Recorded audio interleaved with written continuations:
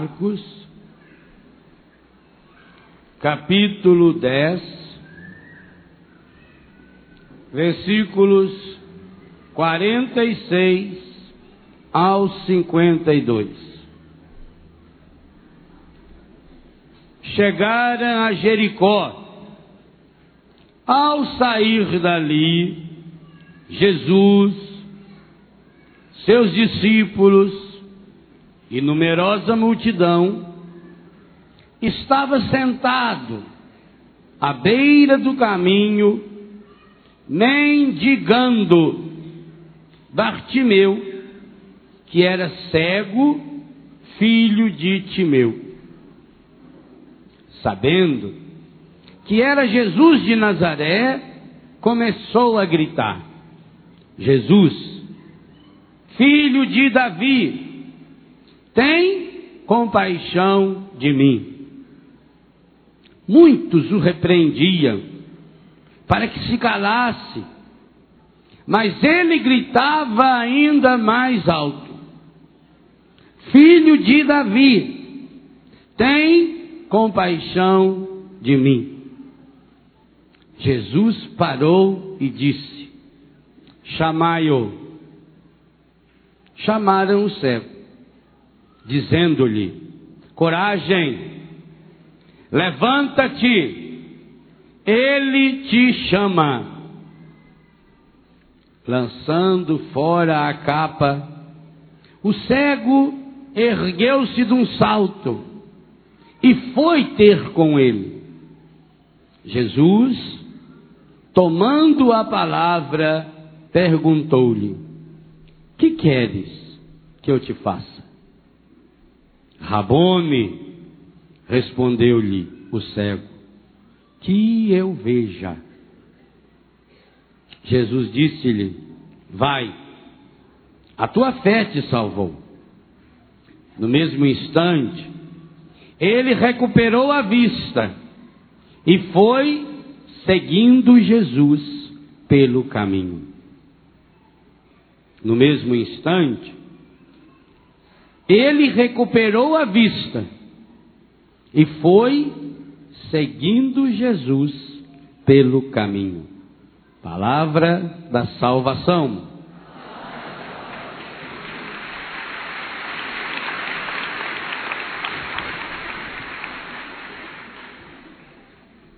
Meus irmãos e minhas irmãs, temos aqui nesse texto espetacular um roteiro para o dia de hoje. Todos nós que aqui viemos porque queremos ver Jesus. Senão não teríamos vindo. Todo mundo que veio a esse acampamento e as milhares de pessoas que estão vindo hoje e amanhã sabem o tema desse encontro. Sabe que lá no mais íntimo do seu coração existe um anseio. Aliás, o documento da CNBB, o documento que explicita esse projeto de evangelização, que eu aconselho cada pessoa a ler, Projeto Nacional de Evangelização para o ano de 2004 ao ano de 2007, aqui dentro desse livrinho de poucas páginas, documento 72 do CNBB, que fala do projeto com esse nome, Queremos Ver Jesus, Caminho, Verdade e Vida, aqui diz 2 vezes: esse é o anseio mais profundo do coração humano. Queremos ver Jesus é o anseio mais profundo. Nós vamos explorar esse tema. É aquele que está escondido lá no mais íntimo dos meus anseios, de todas as pessoas. O documento diz que queremos ver Jesus é o anseio, inclusive, daqueles que não sabem formular essa pergunta, daqueles que não sabem externalizar essa necessidade, e que por isso acabam querendo ver Jesus, ou aquilo que só Jesus pode nos dar, nas coisas e nas pessoas, e não encontram. Por isso, A CNBB lança uma oração. Eu vou rezar aqui só 2 frases dessa oração. A oração do projeto de evangelização. Oração que nós vamos rezar muitas vezes nesses próximos 3 anos. É assim: Pai, no início do 3º milênio, queremos ver Jesus, caminho, verdade e vida. Você pode rezar isso já comigo, já dá de decorar. Pai, no início do 3º milênio, queremos ver Jesus, caminho, verdade e vida. Então a primeira frase da oração diz o nosso desejo.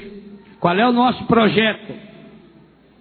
Queremos ver Jesus, caminho, verdade e vida. Primeira frase dessa oração mostra o nosso anseio. E qual é o nosso anseio? Queremos ver Jesus, caminho, verdade e vida. Segunda frase faz um grande pedido, que eu penso que deveria essa segunda frase ser a grande oração desse acampamento. O grande pedido que nós fazemos. Parece que quem escreveu isso aqui não foram os bispos do Brasil. Se entregasse essa oração para você num papelinho, você ia dizer: isso aqui é coisa de Padre Jonas, Padre Léo, isso aqui é coisa de carismático. Mas não, é dos bispos. Está aqui, ó.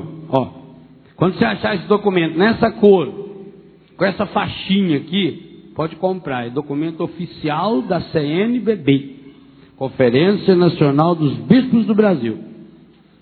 Sinal de que os bispos do Brasil bolaram essa oração, aprovado, obviamente, por sua santidade o Papa. Olha qual é o pedido que faz, depois de explicitar o anseio. Qual é o mesmo anseio? Caminho, verdade e vida. Cada um desses termos são importantíssimos.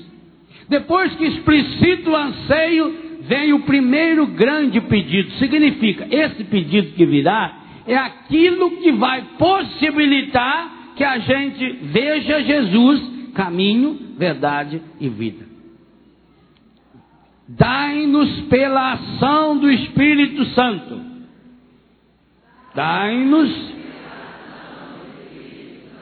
a graça de um encontro pessoal com o Cristo vivo.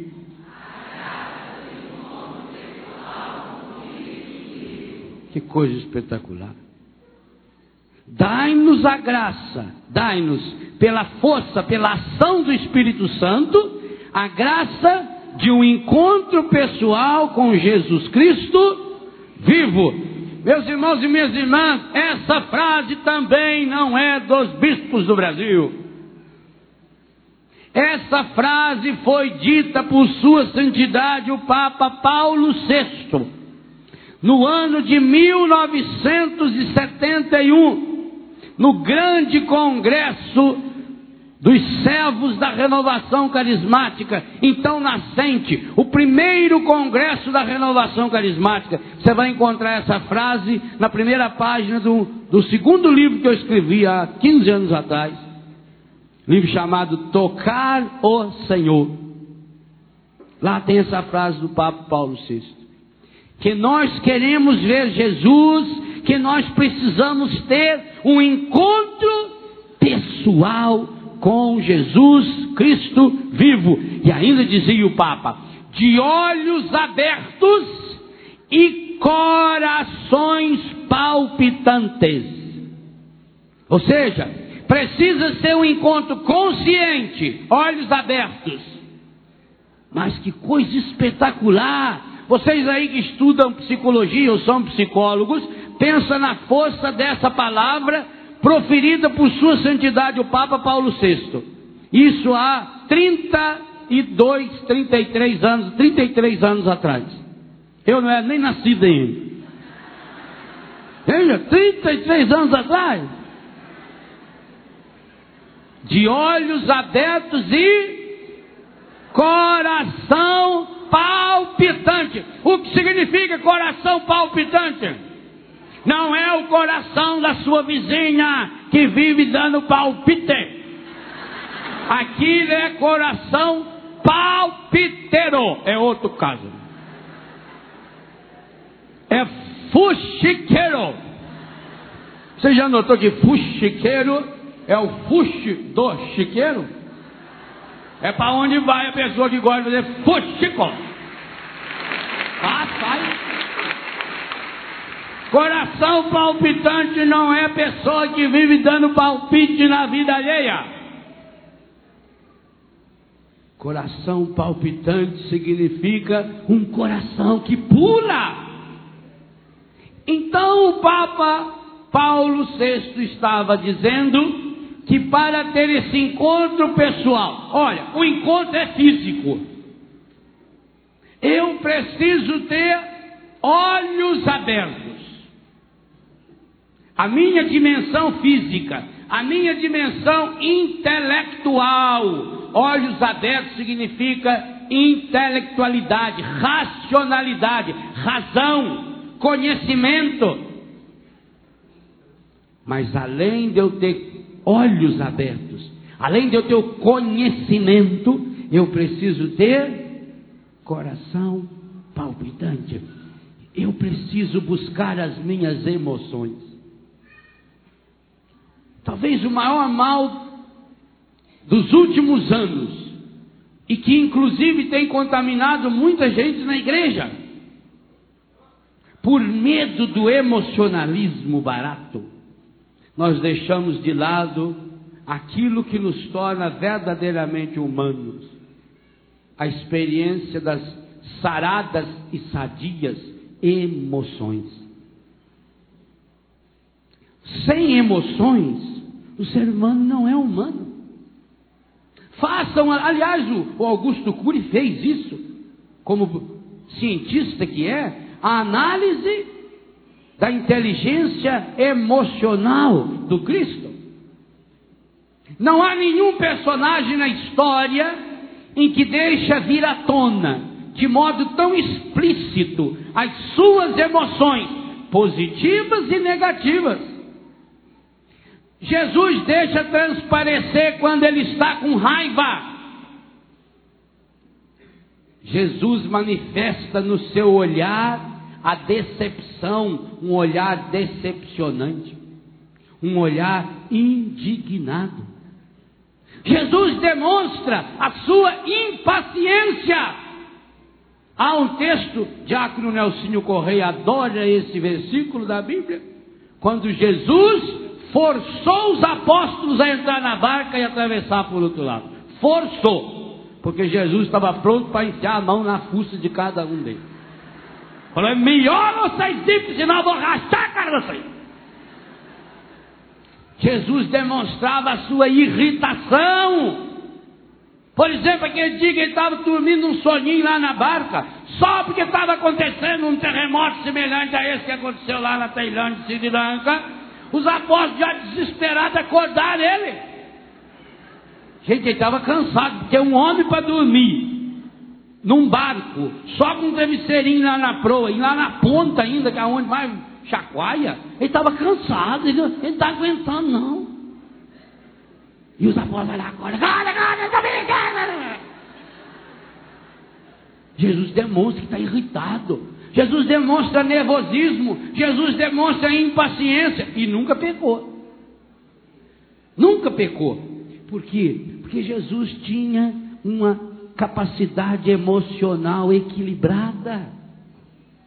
O Papa Paulo VI dizia para o primeiro congresso da renovação carismática, em 1971, 4 anos depois do nascimento da renovação carismática: vocês precisam ajudar as pessoas. E a CNBB fala a mesma coisa. Os gregos chegaram até Filipe e disseram: queremos ver Jesus. Filipe foi até André. André e Filipe foram até Jesus. Que coisa fantástica. Por que o Filipe, quando os gregos falaram queremos ver Jesus, o Filipe podia dizer: ah lá, é aquele lá, que dormiu lá. É claro que o desejo, o anseio deles não era queremos ver Jesus, dar uma espiadinha nele não, tirar um retrato dele não. Entendeu muito bem, Filipe, que esse ver é o ver do Evangelho de São João, é o experimentar, é fazer um encontro pessoal, um encontro íntimo, de olhos abertos e corações palpitantes. E aí Filipe descobriu uma coisa que você precisa descobrir também. Ele não tem condições de sozinho levar ninguém até Jesus. Você também não tem. Eu também não tenho. É trabalho em parceria. Quem agora está em casa, está me vendo, não imagina quantas pessoas estão aqui à minha volta, a começar dos cameramans, não é? Para que essa palavra, o microfone, o pessoal que está aqui no som, o pessoal que está lá embaixo na ilha, e em quantos outros lugares, jogando para o satélite. Filipe descobriu sozinho, eu só consigo ir para o inferno. E aí que coisa interessante, quem que Filipe vai procurar? Como é que chama o apóstolo que Filipe procurou? Por que ele procurou o André? Um apóstolo quase que de quinta categoria. André fala dele que ele levou Pedro até Jesus e mais nada. Não era um apóstolo de gabarito. Por que será que o Filipe foi procurar o André? Porque eles eram conterrâneos. Os laços humanos. Ele logo naquela hora, porque os gregos chegaram para ele e falaram: Senhor, nós queríamos ver Jesus. O Filipe percebeu. O desejo deles não é pura e simplesmente olhar Jesus de longe, senão é muito fácil só mostrar para ele. É só dar uma informação. Não tem a história que o pessoal chegou lá no velório, que tanta gente no velório, perguntaram para um bêbado: quem que morreu aí? Falei: aquele que está lá no caixão, que tem que estar lá. Não era esse o sentido da pergunta? Também não era uma informação que não correspondesse à verdade. O padre começou a fazer o sermão do sepultamento do homem. Aqui está o honrado pai de família, o modelo de cristão, pai de longa experiência, homem de uma fidelidade estranha. A viúva cutucou o filho e falou: olha lá se é o seu pai mesmo que está no caixão. Que é o cara de fundo. O Filipe viu na pergunta dos gregos, no pedido dos gregos, algo que ia além da sua capacidade humana. E nessa hora, o que falou forte ao coração de Filipe? Os laços familiares, o contexto em que ele vivia. Meus irmãos e minhas irmãs, nós precisamos de pessoas que passaram pela mesma experiência que nós, para ajudar-nos a sair dos buracos. Eu vivo em Betânia, e aliás esse texto precede Betânia. O texto, queremos ver Jesus, João 12, acontece logo depois que Jesus sai de Betânia, naquela semana que ele está indo e voltando de Betânia a Jerusalém, a última semana da vida de Jesus. Eu vivo numa comunidade de Betânia por quê? Porque lá, todos nós que moramos lá dentro, um dia já fomos usuários de droga. Então, a gente acaba se ajudando. Quando a gente encontra um filho que está numa situação difícil, numa situação de angústia, numa situação de tristeza, a gente partilha com ele aquilo que a gente já experimentou. E Deus vem e transforma essa experiência humana em graça divina. Exatamente o que acontece aqui nesse contexto. Para entendermos bem esse itinerário, observe o esquema desse trechinho do Evangelho que nós lemos. O Evangelho é situado. Jesus está saindo de Jericó e está indo para Jerusalém, vai fazer uma parada em Betânia. Primeiro vai fazer uma parada em Betfagé. Os 4 evangelhos contam a mesma história.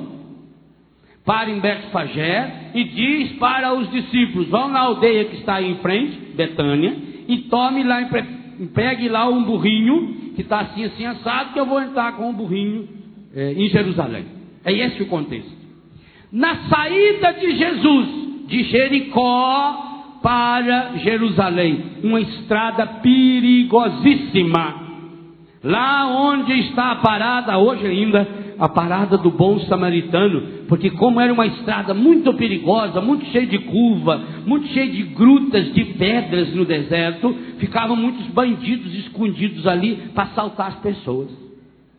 Jesus ia fazer essa travessia. Jesus ia sair de Jericó, a cidade mais antiga do mundo, no lugar mais baixo da terra, ao lado do Mar Morto, 393 metros abaixo do nível do mar, e ia subir para Jerusalém. Os alvoroços da passagem de Jesus. Gente, não pense, quando a gente falar em Jericó, não pense numa cidade igual São Paulo. Quando nós falamos em Jericó, nós estamos pensando num lugar mais ou menos igual Biguá. É um lugarejo que tem uma rua principal. Tanto que o Zaqueu, quando viu que Jesus estava vindo e não conseguiu enxergar, já sabia onde ele ia passar. Não é que Zaqueu tinha um mapa astral de Jesus, não. É que Zaqueu sabia que Jesus não ia voando, e para ir andando só tinha uma estrada. Ora, bora. Quando só tem uma estrada, você não fica em dúvida qual pegar. Não é verdade? Pessoa lá na roça, por exemplo, é muito fácil. Agora, corre o risco. Eu tive um parente meu que foi acidentado no Pelado de São Paulo. Porque lá na casa dele, quando ele saía para atravessar a estrada, a mãe falava: olha, meu filho, presta atenção, olha para cima, olha para baixo. Chegou em São Paulo, ele olhou para cima, olhou para baixo, não tinha nada e foi. Avenida 23 de Maio, quem tanto de carro atropelou, cuidado. Mas quem que manda ser burro? Então, quando tem só uma estrada, querido Bartimeu, na verdade significa Juninho, filho do Timeu, Bartimeu, filho do Jonas, Jonas, B-A-R, quase a mesma coisa de boteco nosso, mas não é boteco não. Esse B-A-R, na Bíblia significa filho. Então era o Juninho, filho do seu Timeu. Por que ele estava lá na beira da estrada? Por que ele foi parar lá, logo naquele lugar? Ele sabia que Jesus ia passar ali? Não. E por que ele estava ali então? Pedindo esmola. Você vai pedir esmola? Até ele é cego, mas não é burro. Ele vai pedir esmola lá no meio do mato, onde não tem ninguém? Não, ele vai pedir. Isso, cego não é besta, ele escuta. Pelo zum, o cego sabe direitinho quando está vindo gente. Você pode ver de longe, você olha, o ceguinho está sentado lá na beira da estrada, com a panelinha dele, ele está quietinho. Aí eu escuto o tropé seu, aí começa a chacoalhar: Malinha, ajuda o ceguinho. Normalmente eles deixam uma moedinha dentro para jogar, para fazer barulho, né? Mas Malinha, ajuda o ceguinho. O cara, para aprontar com o cego, pegou a moeda na hora que ele jogou. Aí o cego jogava de novo, falava: nossa senhora, será que eu fiquei surdo também? Não estou escutando. Esse ceguinho estava lá porque ali passava muita gente.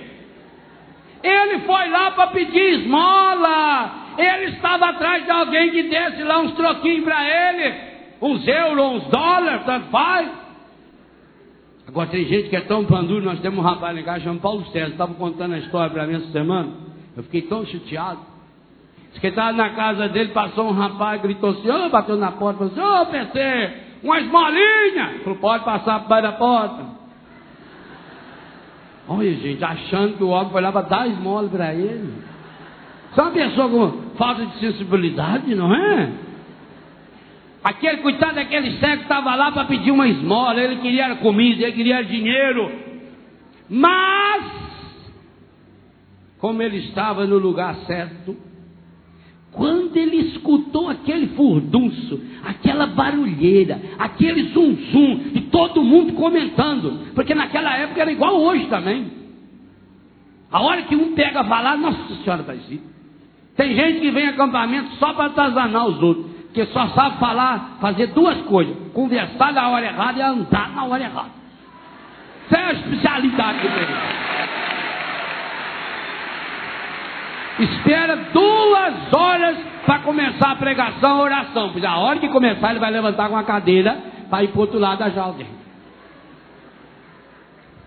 João 12 já diz: antas sempre tereis entre vós. A tradução é minha, mas o original está lá. É uma tristeza. O cego estava no lugar certo. E quando ele ouviu aquele zum, e ele perguntou. Repito, ele era cego, mas não era burro. Quem está vindo aí, esse barulhão todo? É o imperador? Eu falei, não, é Jesus. Jesus?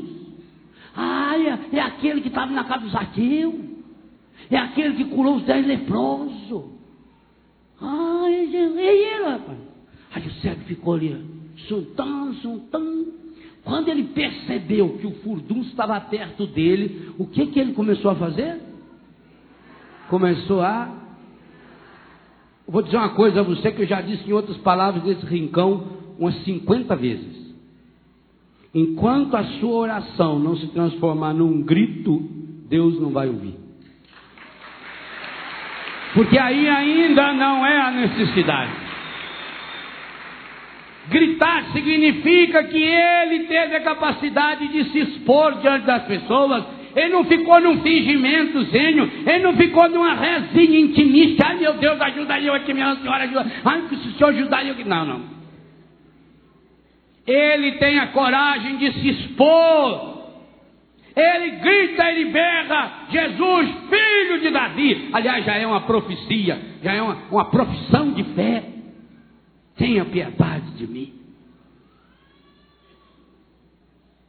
No que ele começou a gritar, o que as pessoas começaram a fazer? Cala a boca, rapaz, fica quieto. Atrapalha não. Não adianta fazer isso para o cego. Ele não vê? Se ela cutucava, cala não.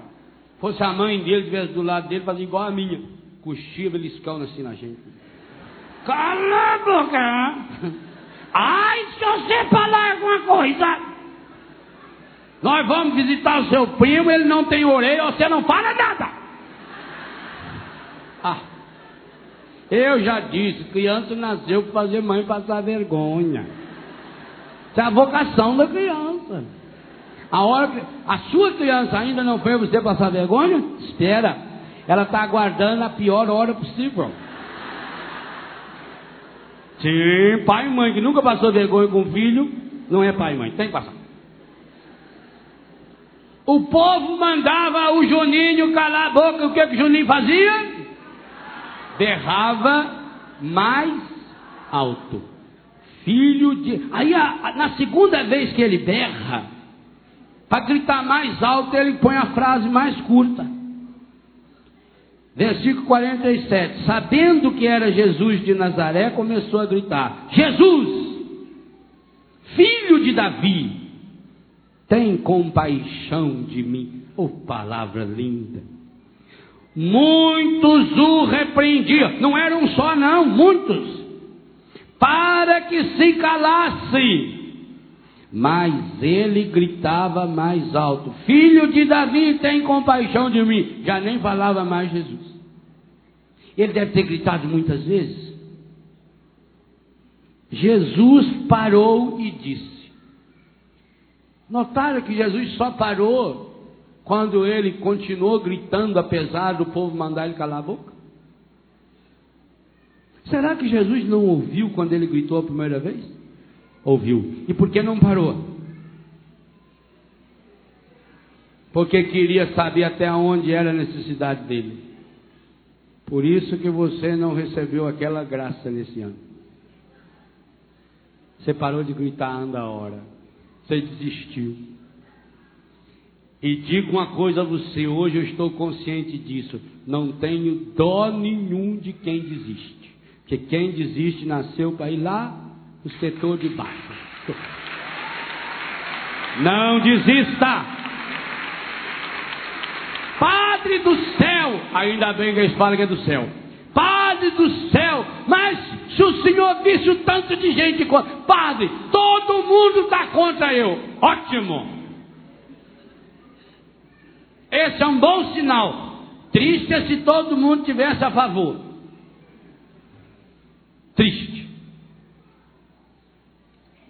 Mas quando nós aprendemos a nadar, você só sabe mesmo se sabe nadar se você tiver a capacidade de nadar a correnteza acima.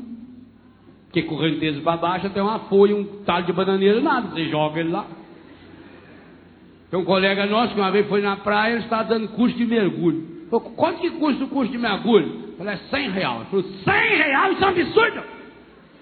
Lá, mas é muito difícil mergulhar. Mergulhar é a coisa mais fácil que tem. Eu sei mergulhar desde criança. O senhor sabe mergulhar? Eu falei, sei. Eu não sei é voltar do mergulho. Mas mergulhar eu pulo aí. Até um atleta você joga mergulho, olha. Fica 100 horas. Eu quero um curso que ensina voltar do mergulho. Porque para mergulhar não faz. Só pular lá. Você está desistindo muito fácil.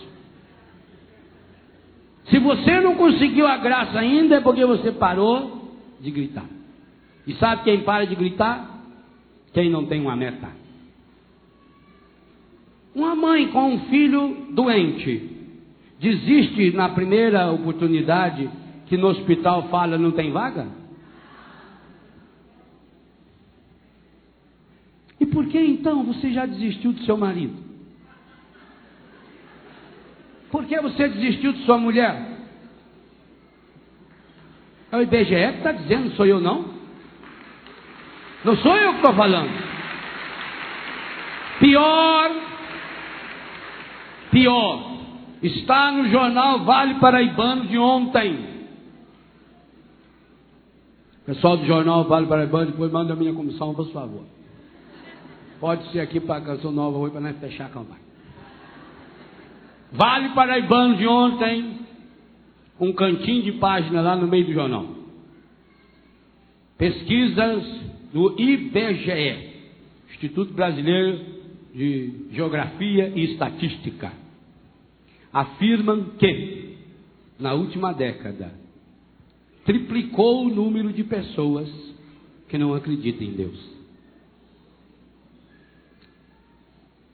O estado do Rio de Janeiro, seu estado, Maria Lúcia, 15,5% da população do estado fluminense afirma que mudou de religião.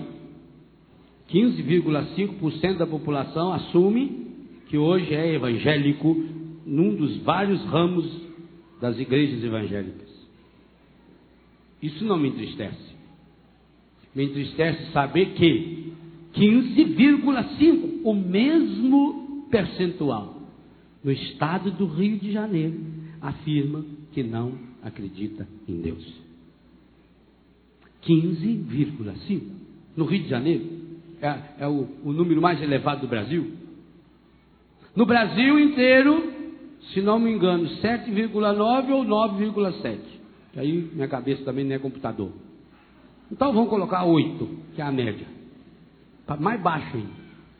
8% da população afirma não tem religião. Por que desistiram de Deus? Porque não tinha necessidade dele. Não desista.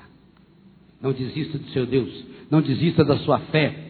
Pai e mãe, não desista do seu filho. Talvez o seu filho continue cada dia pior, cada dia se drogando, se prostituindo, brigando, não respeita você, mas não desista do seu filho. Marido, pelo amor de Deus, não desista da sua esposa. Esposa, não desista do seu marido. Porque quem desiste do marido, quem desiste da mulher, quem desiste do filho, quem desiste do pai, quem desiste da sua igreja, acaba desistindo de Deus. E o pior dos piores, acaba desistindo de si mesmo. E aí é o ápice do buraco. Não desista. Insista. Estão falando para você calar a boca, berre, grita. Faz igual Paulo e Silas na prisão à meia-noite, pelado, machucado, ferido, berraram louvando a Deus. Não desista. Foi porque não desistiu que aquele ladrão do lado da cruz de Jesus encontrou a salvação. Na última hora. Para ele tudo estava perdido, ele já estava crucificado. Era só esperar para morrer. Mas ainda aí, ele não desistiu. E ele não desistiu por quê? Porque ele olhou para Jesus. Ele olhou para Jesus e viu que Jesus, que estava muito mais machucado e ferido que ele, não tinha desistido. Que mesmo na cruz, Jesus ainda está pensando nos outros. Que mesmo aniquilado, sem poder falar, Jesus ainda está falando. Jesus está preocupado em deixar Maria como mãe da igreja e a igreja como filha de Maria Santíssima. Jesus está ocupando-se em pedir ao Pai que perdoa todos aqueles que estão condenando porque não sabem o que faz. Mesmo na cruz, não desista. Esse cego é um grande modelo, é um paradigma para cada um de nós que ao longo de 2005 queremos ver Jesus. Se nós queremos ver Jesus, a primeira condição é essa: não desista, insista, grite, berre, esbraveja. Todo mundo está contra você, ótimo, melhor ainda,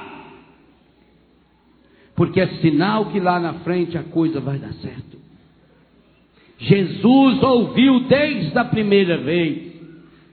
A Bíblia chega a dizer que Jesus ouvia o pensamento das pessoas, não que ele ficasse bisbilhotando, porque ele olhava para o rosto da pessoa, e como Jesus não tinha medo de olhar no olho das pessoas, ele descobriu o que se passava no coração da pessoa. Por isso que muita gente tem medo de olhar um no olho do outro. Por isso que marido e mulher não se olham mais no olho. Vira a cara, até para beijar, vira a cara e fecha os olhos, para não ver. Também que se vê, vomita de nojo.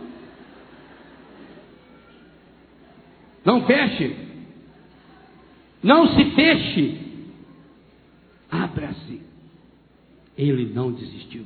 Jesus ouviu a primeira vez, mas a primeira vez qualquer um podia gritar, podia estar no grito. A gente já não diz, isso aí foi feito no grito. Quando todo mundo, faz uma fila aí para você ver, faz uma fila aqui, daqui a pouco tem uns 50 na fila, não sabe para que é, entra na fila. Impressionante. Semana passada, 2 vezes quase que eu não pude atravessar o centro da cidade que eu moro. Agora não posso atravessar porque caiu a ponte, então não tem mais jeito, né? Só nadando mesmo. Vou comprar um barquinho para atravessar lá o dia que eu voltar para casa. Mas quase não pude atravessar o centro, porque tinha atropelado um rapaz lá, não sei quem, caiu uma moto. Tinha umas 600 pessoas, metade da população da cidade estava lá, para ver quem tinha machucado. A curiosidade, o que foi? Não se machucou muito, não, nada, você está saindo no osso da perna. Nossa, já está sangrando, olha, vai sair do olho da perna. Eu quero ver. Para quê? Não, o cara tinha acabado, a moto ainda estava girando a roda. Quando eu passei, e já estava um rapaz com o microfone lá na rádio. Que coisa impressionante, gente. Parece que o pessoal da pena estava trabalhando lá também. Da pena mesmo. Jesus não vai nessa conversa. Jesus não se dê. O Eto falou uma profecia hoje aqui, que eu escutei pelo rádio quando estava vindo para cá. Ele disse: hoje, durante o dia ou amanhã, acha um lugarzinho aí, vai embaixo de uma árvore, vai lá na capela. Não falou? Faça um silêncio e retome sua vida na mão. Jesus estava esperando o silêncio interior do cego. Jesus estava esperando a consciência clara do cego. Jesus estava esperando o cego saber o que ele queria. Vou dizer uma coisa a você: a maior parte das coisas que você acha que quis até hoje na vida, você não queria. Pega um exemplo. Você queria muito comprar aquele sofá, ou queria muito comprar aquela calça, ou queria muito comprar aquele relógio, e você lutou para comprar. Em quantas vezes você deitado na cama perdeu o sono imaginando como é que seria maravilhoso ter aquele sofá, ter aquele micro-ondas, ter aquele forninho, ter isso ou ter aquilo.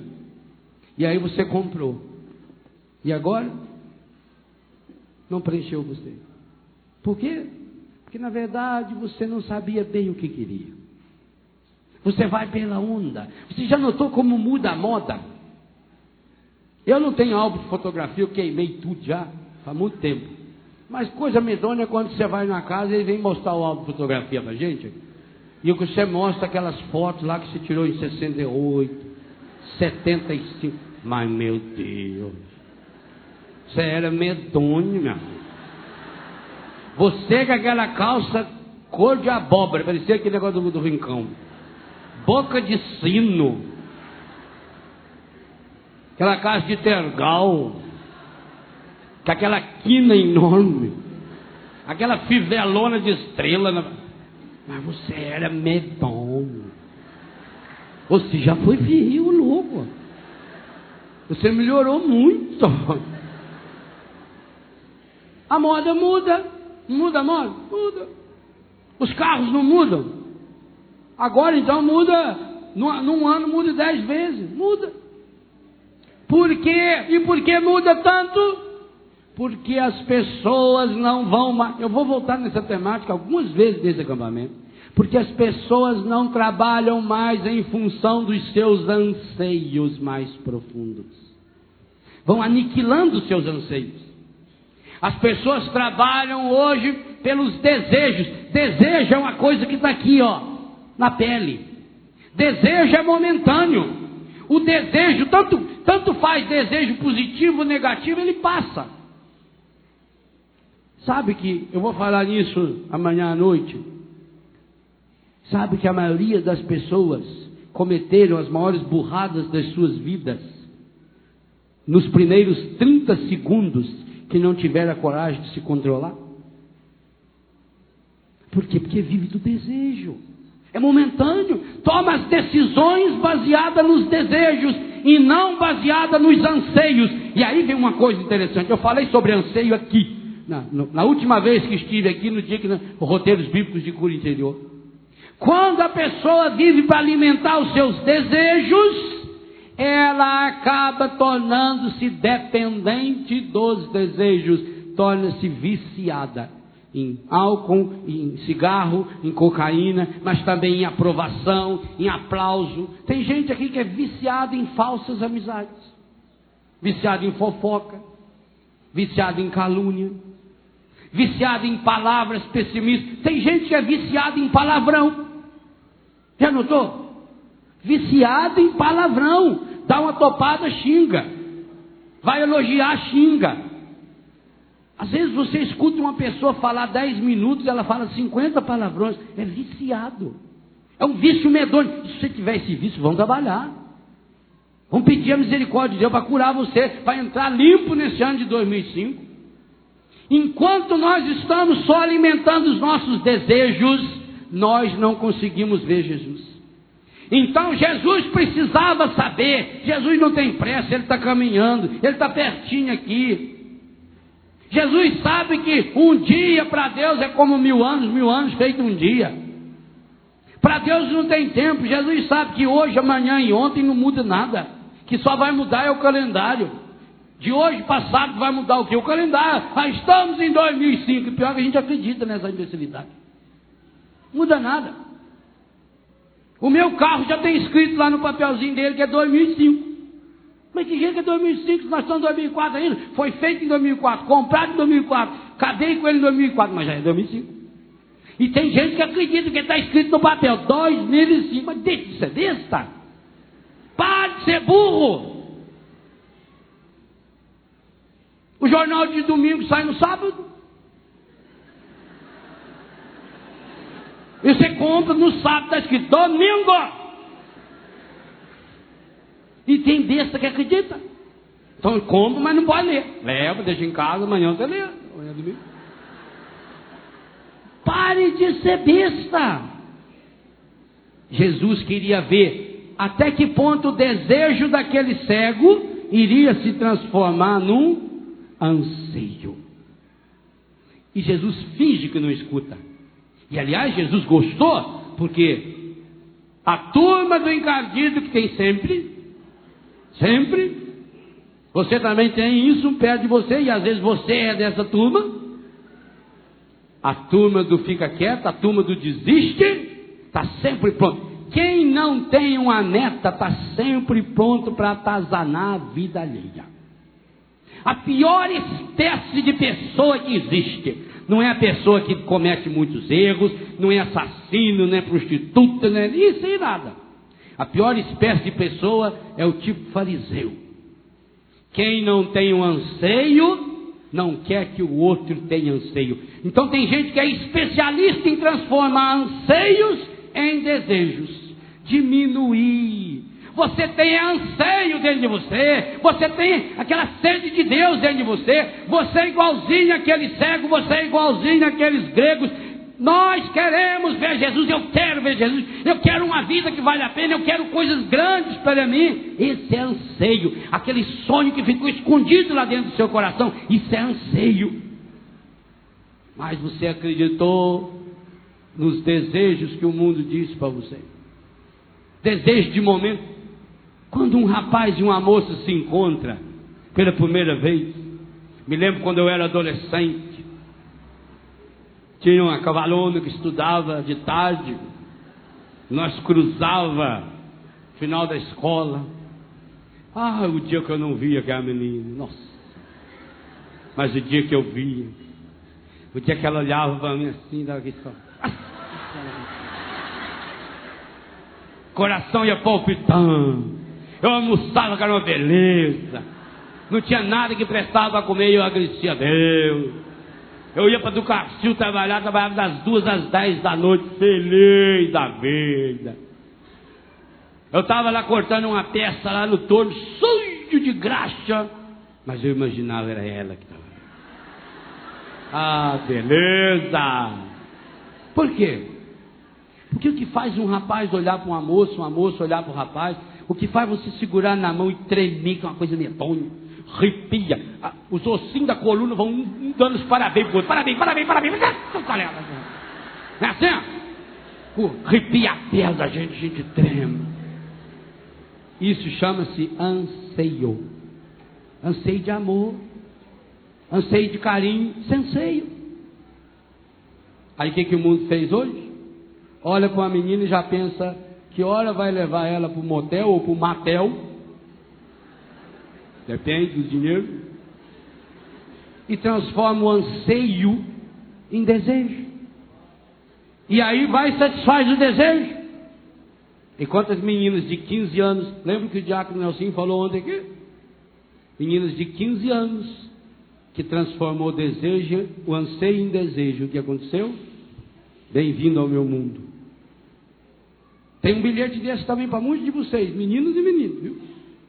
Também para os senhores e para as senhoras. Não pensa que esse bilhete só escreve quem tem HIV, não. Lá no boteco tem um escrito para você também. Bem-vindo ao meu mundo. O mundo dos derrotados, dos frustrados. O mundo daqueles que deixam se levar pelos desejos. Tem um desses para você. Transforme os seus desejos em anseios. Porque quando nós transformamos anseios em desejos, em pouco tempo os desejos se transformam em vícios. Se Bartimeu fosse viciado, se ele fosse viciado, o que ele estaria fazendo quando Jesus passasse?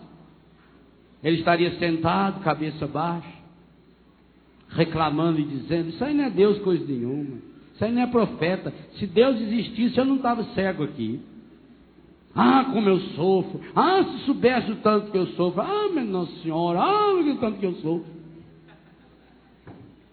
Mas ele não tinha transformado anseio em desejo. Ele não deixou que transformasse os desejos no vício. O vício da lamúria, o vício da reclamação.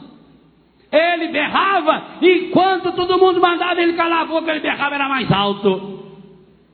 Filho de Davi, tem compaixão. Que palavra linda ele usa, compaixão. Junto, paixão é sofrimento. Sofra comigo, que coisa linda. Tem compaixão de mim. É como se ele pedisse para Jesus: Jesus, sofra um pouquinho comigo. Mas que coisa fantástica. Parece que Jesus não era muito delicado à primeira vista. Porque se tem um cego berrando lá, seria a minha delicadeza? Eu, como uma pessoa delicada, por exemplo, fosse eu que tenho uma delicadeza, que é uma coisa esplendorosa, o coice de um jumento é mais delicado que eu. Mas pensa bem, isso é eu. Agora está lá o ceguinho sentado lá na beira, com aquela capona enorme nas costas. Qual seria, na lógica humana, o procedimento correto de Jesus? Imagine se Jesus fosse um deputado em campanha política.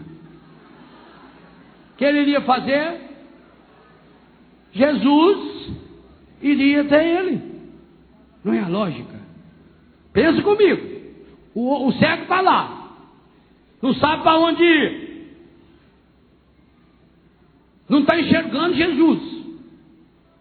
Está lá sentado à beira. O texto situou. Eu comecei essa pregação dizendo que era um texto situado, que estava lá à beira do caminho de Jericó para rumo de Jerusalém. Jesus seguia os discípulos, estava sentado à beira do caminho.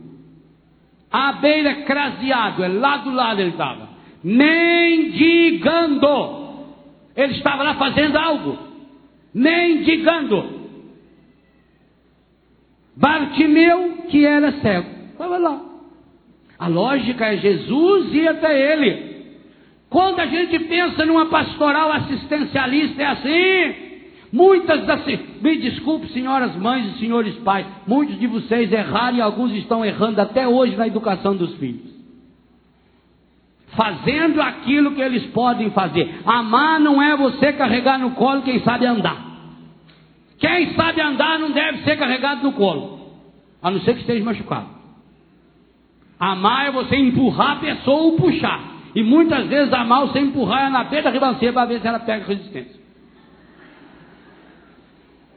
Quantos de vocês estão fazendo todas as vontades do filho? O filho está lá e larga aquele prato de comida cheio.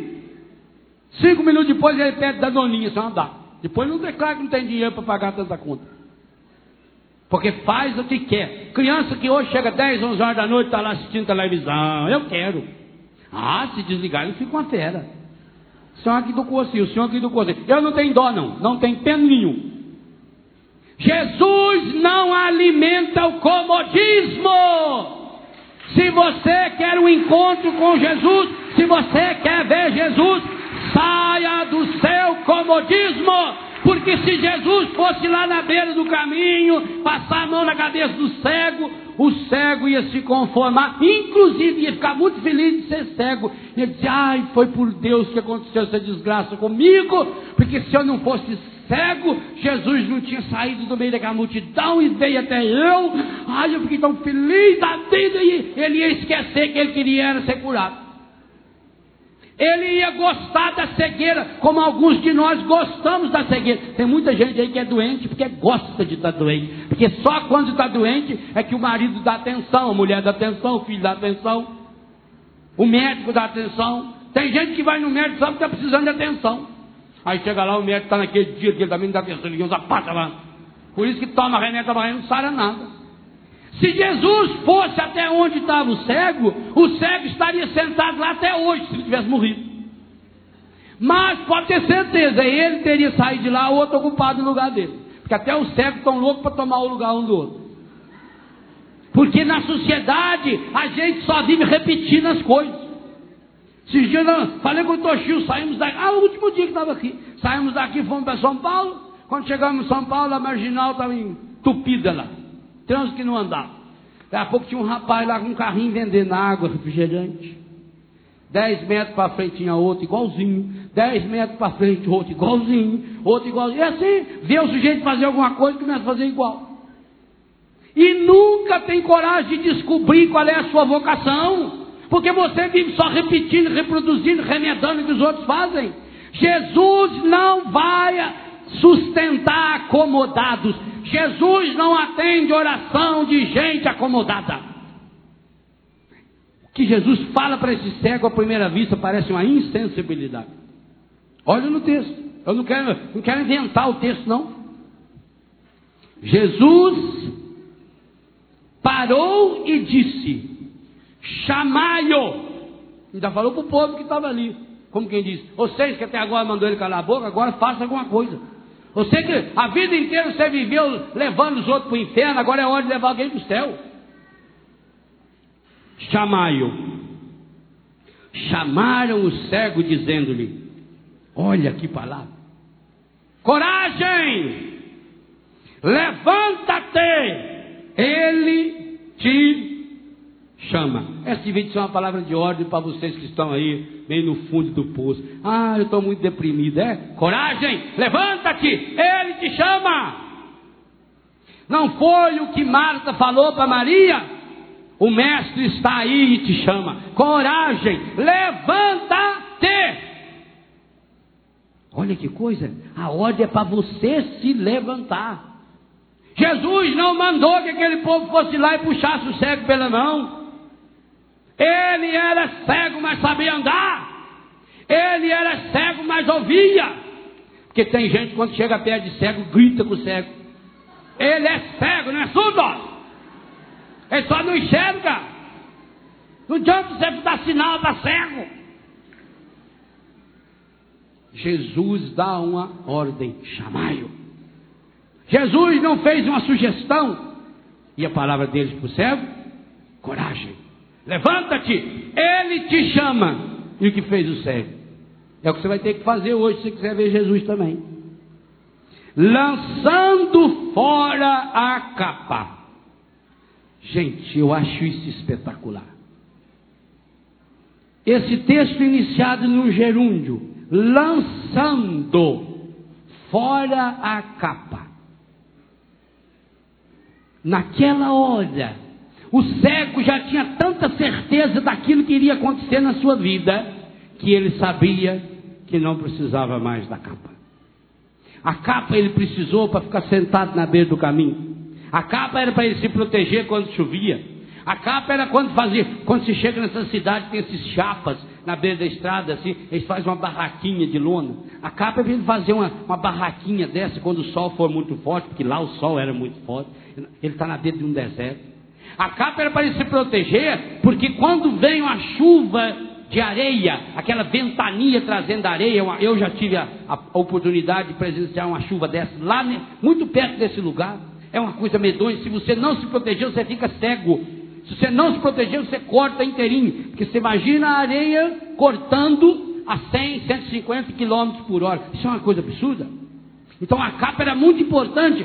Todo cego, todo mendigo tinha que ter uma capa. Porque com a capa, a hora que começasse, os outros corriam para as cabanas. E ele tinha que ter a própria cabana. Essa capa significava a segurança que ele tinha enquanto ele era cego.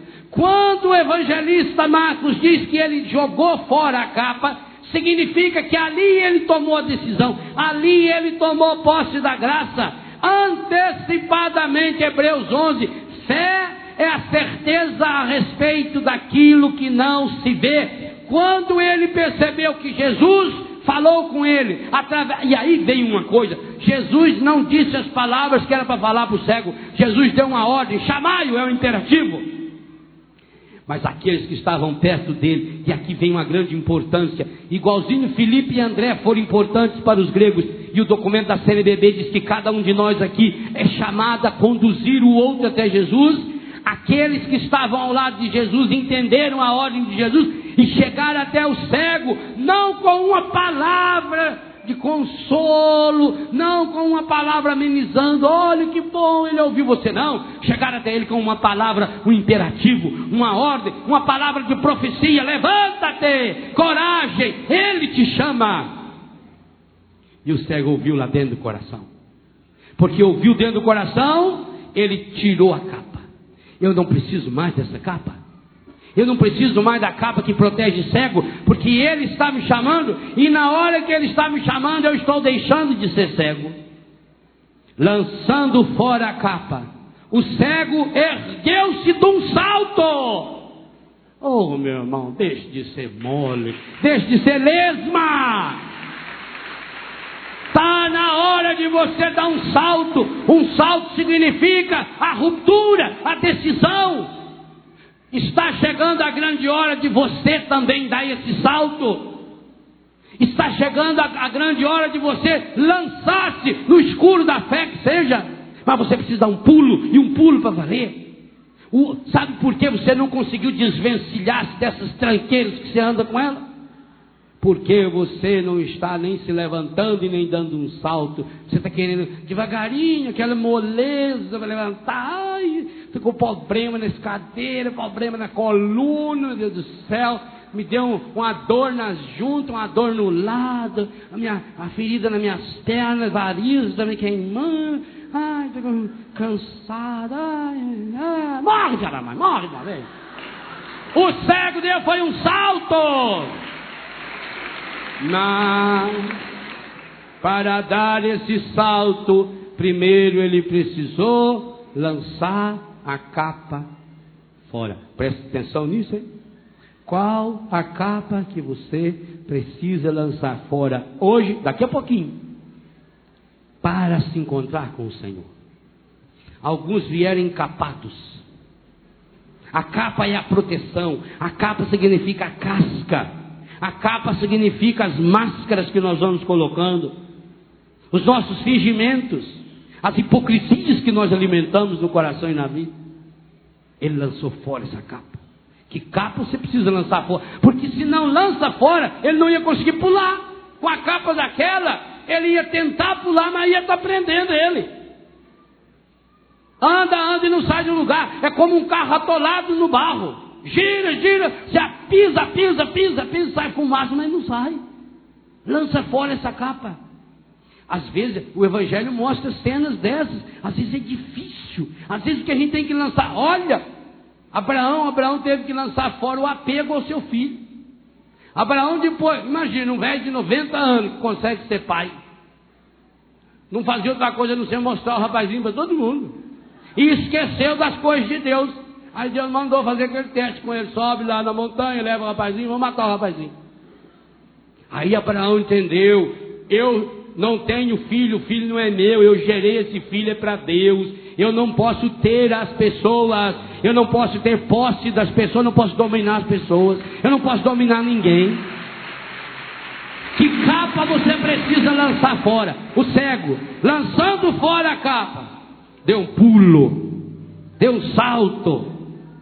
Ergueu-se de um salto e foi ter com Jesus. Quando ele chega perto de Jesus, Jesus perguntou: que queres que eu te faça? Eu sou profundamente apaixonado pelas perguntas tolerância zero de Jesus. Gente, faça uma análise sociológica de Jesus nesse texto. Primeiro, a sua insensibilidade de não ouvir o coitado de um cego que berrava desesperadamente pedindo sua cura. Depois, quando ouviu, Jesus deu uma de gostosão. Ele é importante demais para descer ao nível daquele cego de beira de estrada. Parece que Jesus está num pedestal. Quem quer eu, vem até eu. E agora parece que Jesus está tirando um pelo da cara do cego. O cego vem na turma querendo carregar ele. Nunca quer carregar cego. Dê o braço para ele, ele segura em você. Ele tem mais sensibilidade que você. Levaram o cego chega lá. Jesus olha nele. Que queres que eu te faça? Senhor, queria muito pedir que o senhor é amigo do governador lá em Brasília, para falasse com a dona Wesley, para me arrumar um cachorro daquele labrador, dia certo. Senhor, queria pedir que o senhor não falasse com o Jorge Armani, para me arrumar um par de óculos novo. Eu queria muito ganhar uma bengala que tivesse sensor na ponta que apita, que a hora que tivesse... O que um cego desesperado depois de meia hora, quase rouco, está querendo? E por que Jesus faz essa pergunta para ele? Porque que coisa fantástica, espetacular, maravilhosa! Jesus não vai pelo óbvio. Não adianta você dizer assim: Senhor, o Senhor sabe que eu estou aqui, o Senhor sabe que eu preciso, ajuda eu. Jesus não trabalha para a Rede Globo, Jesus não faz previsões de futuro, Jesus não se apresenta no Ratinho, Jesus não vai na Mãe de Ná. Jesus não supõe nada, porque Ele é delicado o suficiente para respeitar você.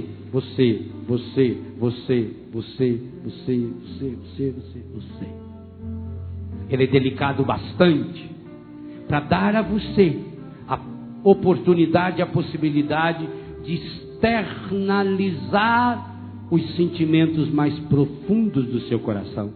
A pergunta de Jesus é uma pergunta inteligente.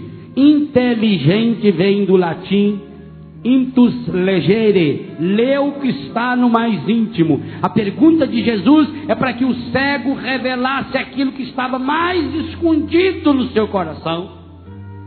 A pergunta de Jesus é para que o cego saísse do desejo e chegasse no anseio. A pergunta de Jesus era para que o cego saísse do seu imediatismo, porque talvez se o cego, se fosse imediatista, ele podia só pedir um pouco de pomada para passar na perna, que estava tudo assado de tanto que ele ficava sentado na bela estrada. Ou talvez ganhar um creme protetor solar 50, para ele não aguentar mais aquele sol medonho que vai a 45 graus na hora que vem a pique ali naquela beira. Ele podia pedir um protetor solar. Por isso Jesus precisa perguntar-lhe, para que ele não fique no desejo. Talvez o desejo dele naquele momento fosse de fato um protetor solar, fosse um copo d'água, fosse quem sabe um descanso, fosse quem sabe uma doação, uma esmola. Mas Jesus quer descobrir qual é o anseio mais profundo, e o anseio mais profundo esse cego diz, e eu queria que hoje você dissesse isso para Jesus também. Rabone, mestre, que eu veja. Jesus disse-lhe, vai, a tua fé te salvou. E a prova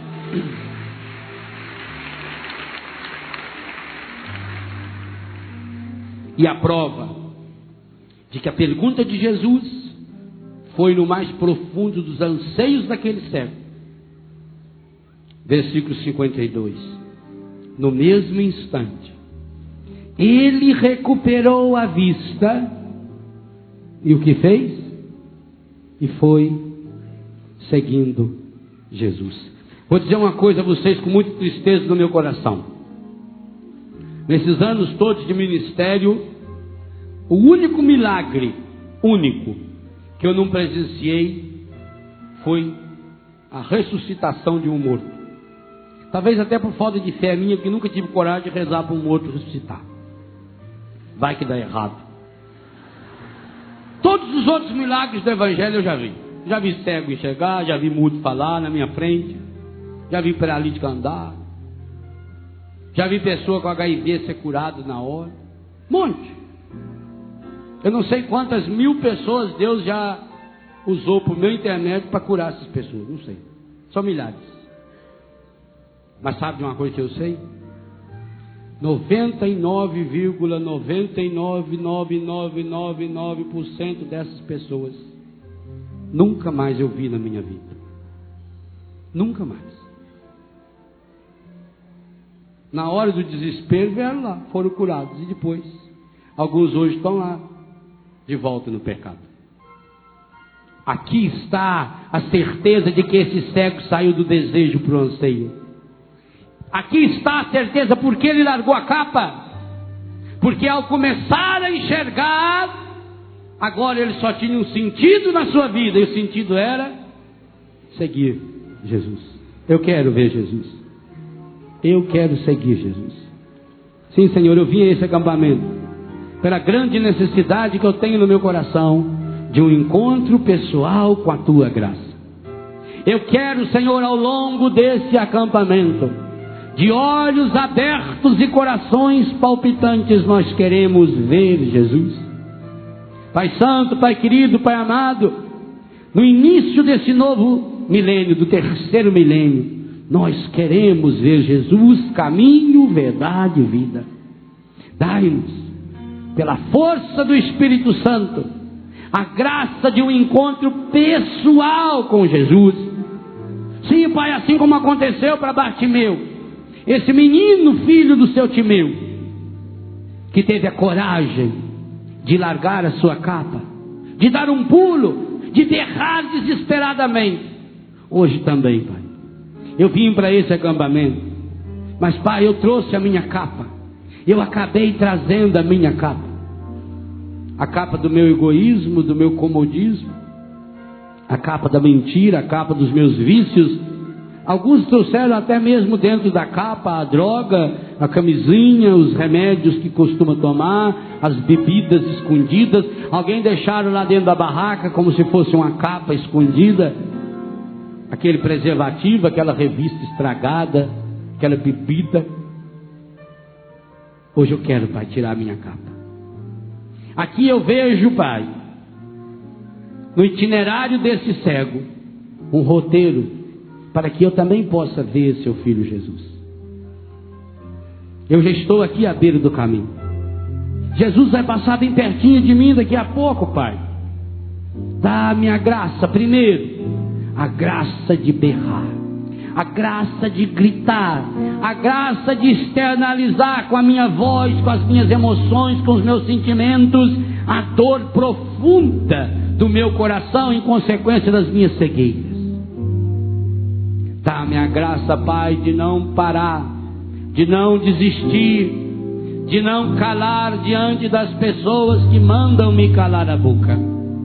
Dá-me a graça de não desistir, mesmo quando as pessoas desistem. Dá-me a graça de insistir nessa busca. Dá-me a graça de berrar e continuar berrando, mesmo quando parece que o Senhor está indiferente à minha dor, que o Senhor está indiferente aos meus gritos. Dá-me a graça de continuar gritando, mesmo quando aparentemente o Senhor não está me ouvindo. Dá-me a graça de continuar berrando, mesmo quando querem calar-me, principalmente aqueles que não conseguem fazer outra coisa senão repetir o discurso dos derrotados, dos frustrados, dos estragados da história da sociedade.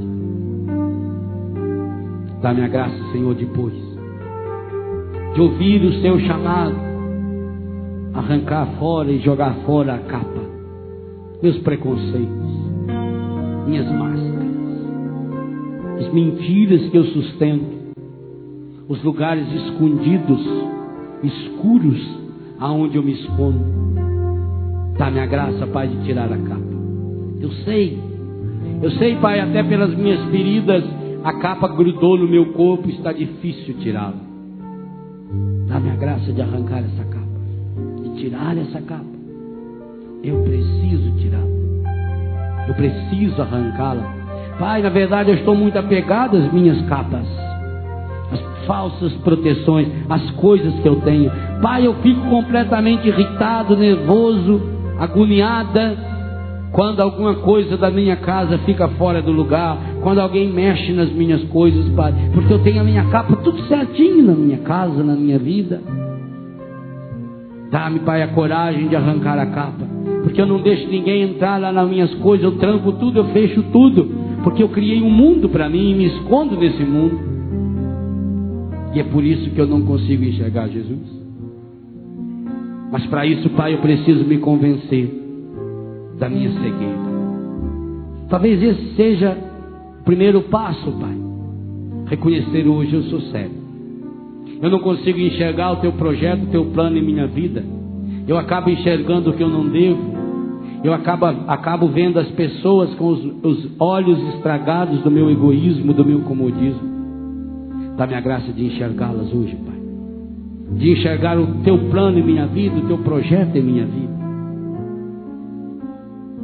Dá-me a graça, Pai, de dar esse pulo. Eu não quero mais viver nessa moleza, nesse comodismo. Eu não quero mais viver na lamúria, na reclamação, nesse pessimismo que eu estou alimentando. Dá-me a graça de dar esse pulo, esse salto.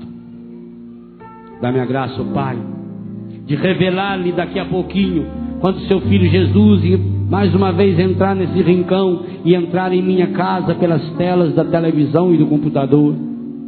Dá-me a graça, Pai, de aproximar-me dele, de ouvir no silêncio do meu coração a pergunta que Jesus quer fazer a cada um hoje: que queres que eu te faça? Dá-me a graça de dizer-lhe: Senhor, o meu anseio mais profundo, manifesto até mesmo nos meus desejos e até mesmo nos meus vícios. Senhor, que eu veja. Rabone, que eu veja. Senhor, que eu veja. Eu quero ver. Eu preciso ver. Eu necessito ver a vida, a mim mesmo e as pessoas com os olhos que o Senhor um dia curou e sarou. Eu quero ver. E eu preciso ouvir hoje Jesus olhando para mim e dizendo: vai, seja feito conforme sua fé. E aí sim, e aí, experimentando essa cura e essa restauração, eu posso segui-lo. Eu quero segui-lo. Eu quero ir atrás das pegadas que o Senhor deixa na história e na minha vida.